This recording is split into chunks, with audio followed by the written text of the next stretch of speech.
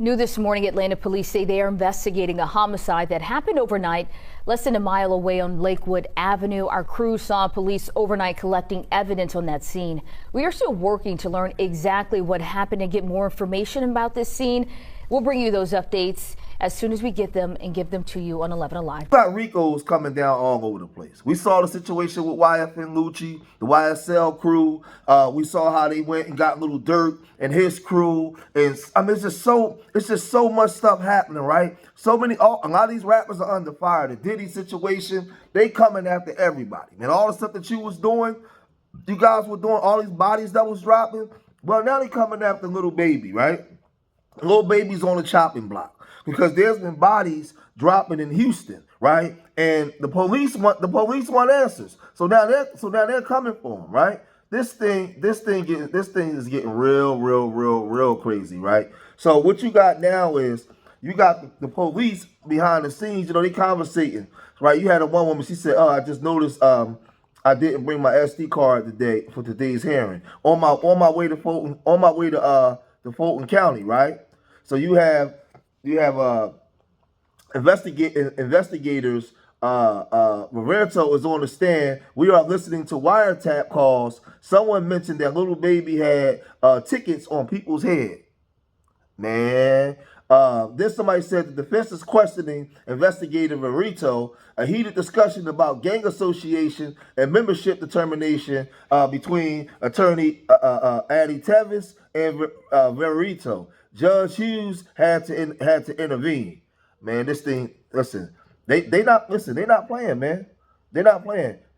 Somebody's going to jail. Somebody's going to jail in this situation, right? Then it says the head of Georgia PD's council gang unit reportedly said his office is preparing to defend against a potential 4PF RICO. Man, so you had Thuggery says the head of the Georgia PD council gang unit says his office is preparing to defend against a 4K RICO. Has Fulton County learned nothing? So that was Young Thug basically responding to the 4K RICO, right? Then you have somebody says wiretap shocker. Oh my F. OMF hearing exposes Detective Rito testimony. Man. So, listen, they got all the stuff going on behind the scenes, and that was coming to light. They preparing for another RICO. I can see them going into Memphis as well. Sean Hoover, who manages the Georgia Public Defenders Council specialized unit on gang cases, says his office is actively preparing for a racketeering indictment on 4PF and OMF cases. And he expects Little Baby to be indicted with others. Now you have a guy, right, that's now deceased, and he snitched on everybody. He didn't just snitch on his crew, the gang, the homies, and street activities. He also snitched on an attorney, Nicole Fegan. Check this out. Area criminal defense attorney is on the other side of the law tonight. Atlanta police say she told a murder suspect to throw away evidence. Fox 5's Tyler Fingert has worked on this story all day. He joins us live in downtown Atlanta with the details. Tyler? Yeah, Courtney, good evening to you. Nicole Fegan represents a defendant in the Young Slime Life gang case. Tonight, she is now in trouble herself. In fact, I've learned she is facing a gang charge. Atlanta area criminal defense attorney Nicole Fegan now needs a lawyer of her own after being arrested in Gwinnett County Friday and booked into the Fulton County Jail. Police say she told a murder suspect he was wanted and to ditch his phone. This stems from a September 2022 deadly shooting in downtown Atlanta. Atlanta police say she contacted a suspect in the case to tell him he was wanted and then told him to dispose of his phone. Detectives say Fegan was not representing the suspect she called and learned about the warrant during a court hearing related to the shooting. You know you got a warrant, right? No, sir. All right, you got a warrant out of the city of Atlanta. Besides Fegan, police have also arrested Keontae Davis in this case. It's unclear if he's the suspect she called, but officers took him into custody last February after he was pulled over for rolling through a red light. This is body camera video from that arrest.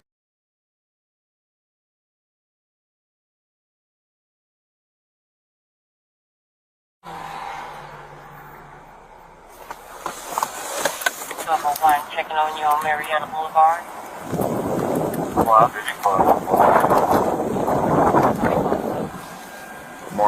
Good morning. Yeah, my name is Officer Lane, City of Atlanta Police Department.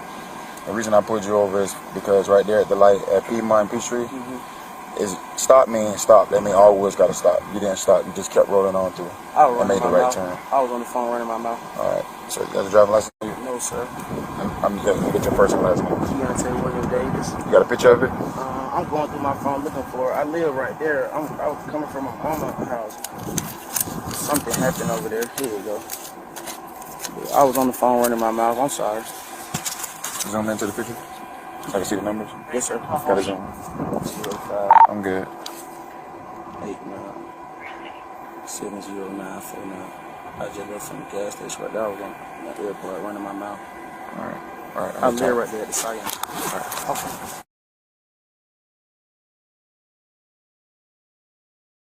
Like 3 years, 3141, keep like one time. All right. So maybe cut the car off for me. All right. So you know you got a warrant, right? No, sir. All right. You got a warrant out of the city of Atlanta, okay, for aggravated assault. So I got to put you in a car. I'm gonna detain you, okay? Detain means just only holding you until time being, okay? You ain't in custody yet, all right? Until they confirm the warrant, all right? Step out of the car. President 1201 and 1207. My phone. Put the phone on the seat. 1201. You can disregard. You go by any other names? You didn't know you had a warrant out? 1206 and 1207. Happy and honorable alarm at 600 Peachtree Battle Avenue. Yes, sir. You Northwest got any weapons or anything on you? 600 Peachtree Battle No? Avenue. Just come up.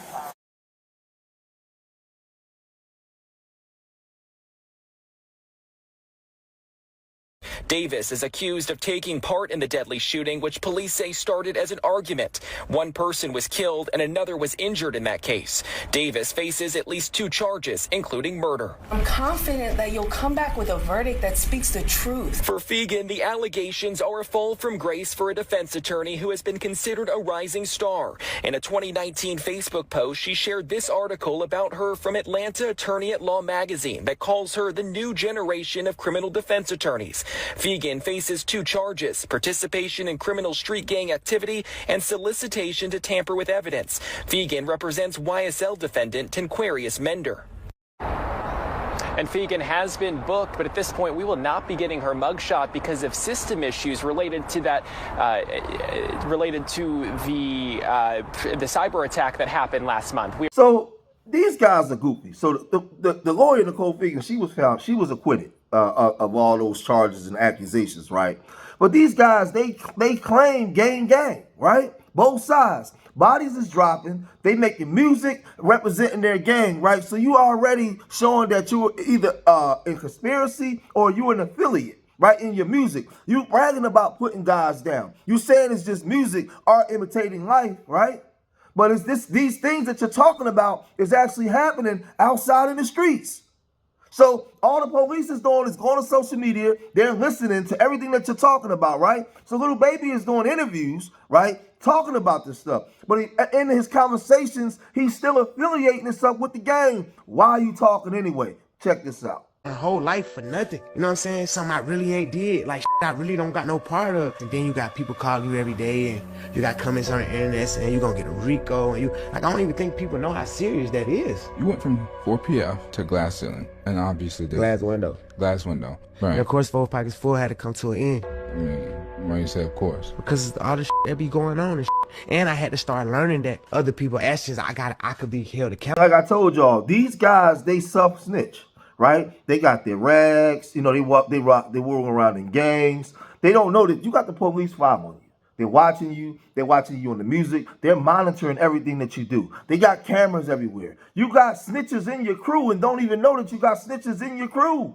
right? So you got a bloodthirsty DA and Fonnie Willis. She want to get everybody. She want to get you all off the streets because a lot of black folks in Atlanta is tired of y'all. They're tired of y'all. Y'all celebrate a death culture. You want to be real N-words and bad B's. You want to brag about it on your music. You want to smoke on packs when somebody's unalive because you don't care nothing about the family, right? You want to blaze parties and hit children and young children die, right? But then you want loyalty, right? You want loyalty. You don't think that nobody should snitch on you. No, that's not the way it go down, right? So little baby now is copping pleas saying, I didn't know I can get in trouble for this. Or I didn't know I can get in trouble for that. Or I can be affiliated with this. And a lot of people's upset, right? So people saying, well, they're going to be using taxpayers' money to go at, well, they should.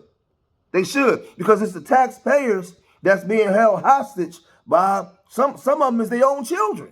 This thing is crazy, right? It's crazy, but check out what Fox News is reporting now. And killed 2 teenagers and wounded a third. It happened just after midnight on Spark Street in southwest Atlanta.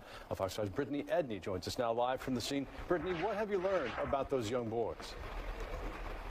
It has just been an extremely tough day, as you can imagine, for all of their families. In fact, several people have been bringing balloons over and other flowers and photos and things to leave where this all happened. But some of the photos, they're actually happy birthday balloons and cards and things of that nature, because one of these teenagers actually died on his birthday. Investigators say 13-year-olds Jacody Davis and Lamont Freeman were killed at a shooting off Spark Street early Tuesday morning. One neighbor described how the boys always played with her kids. Everybody who knew the two would say their smiles could just light up a room. I mean, if you met them, kind of just draws you in. Big energy, big personalities. Freeman's cousin says the teen was just hours away from celebrating his big day. He just died on his birthday. Adding the boys all spent their free time outside in the neighborhood. Ride bikes all around the neighborhood and stuff like that. That's pretty much all they did, was ride bikes around the neighborhood, go to the park, play basketball all the time. They'd come to youth groups sometimes with us at our church and involved in the bike shop, and just this whole community is reeling because it's a tight-knit community, a tight-knit block. His family says 12-year-old DJ Davis was shot in the foot and underwent surgery. A young kid who was always with his older brother. With the brothers, the last time I was around them, they came to my son's football game to cheer them on, and they were kind of their hype crowd. Dozens stopped by to support the family as the memorial grows with balloons, flowers, and photographs. They're sweet kids, they're great kids. We know God made them, and we're just going to miss them. And they did matter. They mattered a lot to all of us right here. So. And new details we have here at 6. I just spoke with DJ's mom. She told me that she just came back from the hospital on the young boy who was shot and had to have surgery on his foot. She says it is still a long road to recovery. In fact, in a few days, they anticipate needing a secondary surgery. She right now, of course, in tears and just really trying to comprehend how all of this has happened right now, being surrounded by a lot of love and support, friends, family, and this entire neighborhood coming together again as they try to just reckon with this tragedy of 3 young men being shot overnight. The theme of this case is grown men playing gangster that left 2 of our children in graves and a community in fear. Investigators say the gang rivalry that led up to the shooting was sparked by an Atlanta-based rapper. Decided to go over into a rival gang stronghold and shoot a music video in a place that he knew he should not have been. And in the subsequent days, we saw homicides and shootings. We obtained the arrest warrant. It states the string of homicides started with a shooting and a little baby rap video. Investigators say the gunfire that resulted in the children's deaths was a gang retaliation orchestrated by phone by someone behind bars. There was a hit called by a high-ranking gang member on the opposite side of that opposing rapper's gang. And I'll tell you today, that gang was Goodfellas. Some who live in the neighborhood welcome news of the arrest, but doubt it'll stop gang violence. Shooting is not a problem. It's the people that come into the community that doesn't reside here. But, I mean, it's messed up what's going on. The Atlanta office of the FBI assisted APD in this lengthy and very complicated investigation. We're told that 5 of those who were arrested were already in jail on other charges. So you got 2 street gangs, OMF and 4PF, right? And they out there just gunning each other down, unaliving each other, right? What do you expect black folks down there to do, right? Barbecues and parties getting popped up. What do you expect them to do? Show loyalty? No, right? Then you got, like I said, the rappers bragging about it, right? So the police is stepping in to do something about it, right? So a lot of people don't like it. But let's look at what started the conflict. Check this out, right? We started the conflict, the backstory. Authorities say that the two of the criminal street gangs in Atlanta, 4PF, 4 Pockets for an OMF, only for my family, are known to have historical conflict connected to the August 21st death of 4PF associate Marcus Big Hurt Holland. OMF is the subject of the Goodfellas criminal street gang, police say. Goodfellas was reportedly established in the early 2000s and is often referred to as the mob or La Familia and La Cosa Nostra, which is Italian for this thing of ours. Every criminal activity in which the Goodfellas is engaged is allegedly geared towards making money and protecting their family. Ongoing violence in Atlanta. What they're saying, authorities say that the conflict between 4PF and OMF has resulted in multiple homicides and shootings, especially since May 2024. According to police, little baby, whose real name is Dominique Jones, went to the 21st block of Verbena Street, Verbena Street, to shoot a video. That area is known to be frequented by OMF members and those associated with Dixie Court. 3 people were shot that day: a 23-year-old man, a 24-year-old man, a 27-year-old man. They all survived. Little baby was not injured in the shooting, right?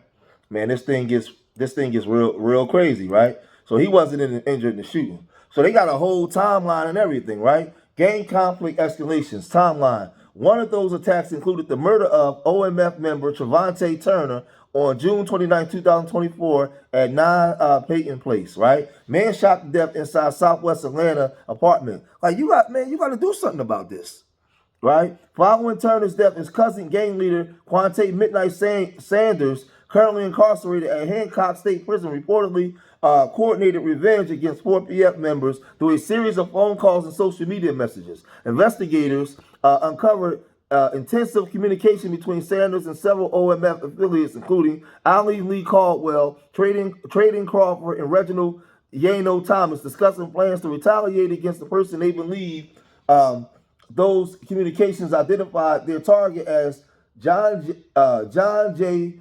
Shot Smith, who is known to frequent the Spark Street area and reportedly had a close relationship with Lil Baby, whom police referred to as 4PF gang leader in their warrant. So he's looked at as the leader. He's in trouble, right?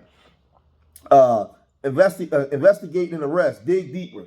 On August 21st, police uncovered the stolen white Nissan Maxima used in the shooting of Freeman and Davis brothers at a park deck on Drew Drive Northwest. Further forensic analysis linked shell casings found at the scene to previous gang-related shootings across the city. Investigators are also interrupted phone conversations between gang members discussing the incident and efforts to cover their involvement after the boy's death. Richard R.J. Hollins, a known OMF associate, was overheard instructing associates to destroy evidence and tell them to get rid of their social media accounts and all that stuff, right? Then you have additionally a confidential informant. See, I told y'all, a confidential informant provided information from a third party implicating some Jamin Mobley in the shooting. The information told police they had learned through a relative that Jamin really wanted Little Baby, but it was too hard to touch him. Instead, he was hoping to catch another individual associated with 4PF. The informant claimed that Mobley was unaware that the victims were children until after the shooting. Wow. Right? So the same investigation also revealed that Sanders reportedly told his girlfriend about seeking revenge against Little Baby and his plans to extort him for $5 million upon his release from prison. Like, these guys, these dudes really live in a delusion, right? So now I'll ask the community. Down here in Atlanta, right, you have black police officers, right, black DAs, black judges, right? And you say, we need police to police us. We need judges. We need our own everything. So down there in Atlanta, you have it, right? What do you expect them to do? Not lock them up? Not put them in jail? So they can just run around and just have carte blanche to just destroy and tear and shoot and hurt and harm everybody, right? And nobody, but if you do something to them, you are a sellout, right? You're a sellout if you lock these guys up. No. No, they're choosing to do this. They're choosing to take out their own people. There was 2 children that was hit in this. They on social media. They're bragging about being in the gang in 2025. What do you expect? What do you expect the decent black folks to do? Show loyalty to these people? No. Get them out of here. Get them out of here. To show the example for the young ones coming behind them. This is what's going to happen to you when you indulge in this when you engage in this kind of behavior. You're an enemy to the community, man. What about the victim's family? What about the devastation that's being caused? Y'all don't care nothing about that. Free such and such. No, get them out of here. Get them out of here. That's the way I view it. But they saying that the RICO is coming down. Little baby can look forward to a RICO. He's knowing willingly participated in gang activity, and he's looked at as the leader of the 4PF, and they coming for him. So he's bracing this up for a RICO. We'll see how this thing go. Man, if you made it this far in the video, hit that like button, subscribe to Street Media TV, leave your comments in the comment section. Let me know what you guys think. Remember, I love y'all. Till the next time. Peace.